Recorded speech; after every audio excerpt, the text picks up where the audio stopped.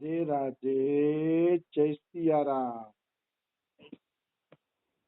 આપણે શ્રી શ્રી ઓખા હરણનું ચરિત્ર ચાલે છે.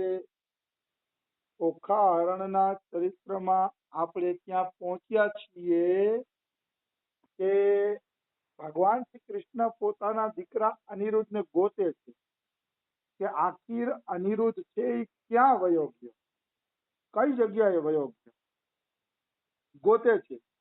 હાલાકી ભગવાન બધું જાણતા હતા, છોકરો ક્યાં વયો ગયો છે એ પણ જાણતા હતા, છતાં પણ ગોતતા હતા. આ બધું નાટક ભગવાન શ્રી કૃષ્ણને કરવું પડે છે, જાણવા છતાંય. એને જ કહેવાય ભગવાન કે જે જાણવા છતાં પણ લીલા કરે. તો આ રીતે બધા દુઃખી થઈને ગોતતા હોય છે. ત્યાં એક દિવસ ત્યાં છે ને નારદજી પધારે છે. અને નારદજી એમ કે છે કે આ રીતે અનિરુદ્ધને શોણિતપુર લઈ જવામાં આવ્યો. બાણાસુરના સૈનિકો હારે લડાઈ કરી અને લડાઈ કરીને બાણાસુરના સૈનિકોને હરવી દીધા. એને હરવ્યા પછી બાણાસુરે કેવી રીતે એને નાગપાશમાં બાંધી લીધા.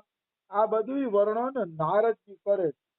કારણ કે નારદજીથી કોઈ પણ પ્રકારની લીલા છુપાયેલી હોતી નથી. નારદજી બધી લીલાઓને જાણે છે. કોઈ લીલા એનાથી હંતાયેલી કે છુપાયેલી રહેતી નથી.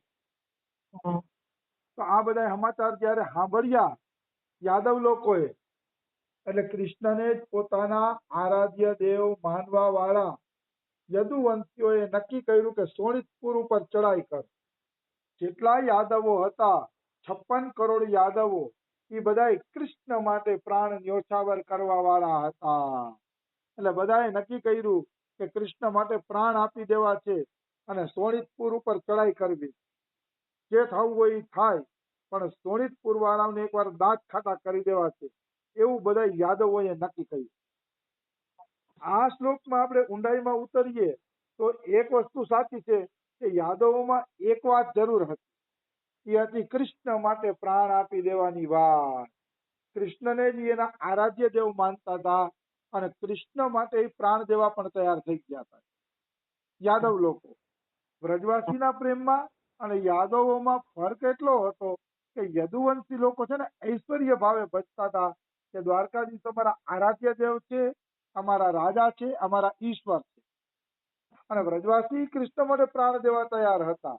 કાલિય નાગના ફંદામાં જયારે કૃષ્ણ ફસાઈ ગયા ત્યારે વ્રજવાસી પ્રાણ દેવા તૈયાર થઈ ગયા હતા. પણ વ્રજવાસી એમ નતા માનતા કે આ અમારા ઈષ્ટ દેવતા છે, આ અમારા આરાધ્ય દેવતા છે, એવું નતા માનતા. એમ જ માનતા હતા કે આ અમારો પ્યારો કાનુડો છે અને કાનુડા વગર અમે જીવી શકતી નહીં. આવા માધુર્ય ભાવના કારણે એ બધા પ્રાણ દેવા માટે તૈયાર થઈ ગયા હતા. બસ ઐશ્વર્ય અને માધુર્યનો જ ફરક છે. બાકી યદુવંશી કોઈ કમ ભક્તો નહોતા. કૃષ્ણ માટે પ્રાણ આપી દેતા, કૃષ્ણને જ પોતાના સ્વામી માનતા હતા, કૃષ્ણને જ પોતાના ભગવાન માનીને હાલતા હતા. ફરક તો આવે ને ભાવની અંદર. વ્રજમાં કૃષ્ણ ભગવાન નાના રૂપમાં હતા, બાલ રૂપમાં હતા, એટલે બધા એને પોતાના લાગતા હતા. અને દ્વારિકામાં કૃષ્ણ થોડાક યુવાન થઈ ગયા હતા, રૂકમણી યારે લગ્ન થઈ ગયા હતા, એટલે થોડાક મોટા લાગતા હતા, એટલે ભગવાન માનતા, ઐશ્વર્ય રૂપે માનીને એ બધા હાલતા. આવી વાત છે. હવે ભગવાન શ્રી કૃષ્ણ અને બલરામજી સાથે આ બધા જે યદુવંશી હતા શોણિતપુર તરફ ચડાઈ કરવા માટે ચાલતા થઈ ગયા. તો એના પ્રમુખ યોદ્ધા કોણ હતા? પ્રમુખ યોદ્ધામાં પ્રદ્યુમ્ન હતા, જેનો દીકરો હતો અનિરુદ્ધ. તો પ્રદ્યુમ્ન હતા, સાત્યકી, ગદ, શાંબ, શારણ, નંદ, ઉપનંદ અને ભદ્ર, આ બધા મહારથીઓને લઈને 12 અક્ષોહિણી સેના લઈને ભગવાન શ્રી કૃષ્ણ શોણિતપુર પહોંચ્યા અને બાણાસુરની નગરીને ચારે તરફથી ઘેરી લીધી. 12 અક્ષોહિણી સેના હતી એટલે આખું નગર ચારેય તરફથી ઘેરાઈ ગયું બાણાસુર. આમાં જે સાંબ નામ આવ્યું છે, સાંબ છે ને એ જાંબવતીનો છોકરો હતો અને આખા યદુકુળના નાશમાં મુખ્ય ભૂમિકા સાંબની હતી. કારણ કે સાંબે જ ગર્ભવતી સ્ત્રીનો રોલ ભજવો હતો અને ઋષિઓને કીધું કે મારા ગર્ભમાં જે બાળક છે એ પુત્ર છે કે પુત્રી એ તમે જરાક અમને બતાવો. ત્યારે એ ઋષિ મુનિ શ્રાપ આપે છે સાંભને કે સાંભ, તારા પેટમાં સ્ત્રી નથી, તારા પેટમાં પુરુષ પણ નથી, તારા પેટમાંથી એક લોઢાનું મૂસળ નીકળશે છે અને એ મૂસળ આખા યદુવંશીઓનો નાશ કરી દેશે. આવી રીતે શ્રાપ આપ્યો એમ. એટલે આખા યદુવંશીઓ છે એ નષ્ટ થઈ ગયા. હાલાકી એમાં કૃષ્ણની પણ ઈચ્છા હતી, કૃષ્ણનું મંતવ્ય હતું, એવું નહીં કે કૃષ્ણનું મંતવ્ય નહોતું. આવી વસ્તુ છે. તો આ રીતે બાણાસુરની રાજધાનીને બધા ચારે તરફથી ઘેરી લે છે. હવે બાણાસુરે જોયું કે યદુવંશીઓની સેના મારા નગરના બગીચાને, પરકોટાઓને એને તોડી રહી છે. મતલબ યદુવંશી સેનાએ પોકાર કર્યો કે કાં તો યુદ્ધ કરવા માટે બહાર નીકળો, અને જો યુદ્ધ કરવા માટે બહાર નહીં નીકળો તો તમારા નગરને અમે છિન્ન ભિન્ન કરી નાખીએ. ઉદ્યાન એટલે બગીચો.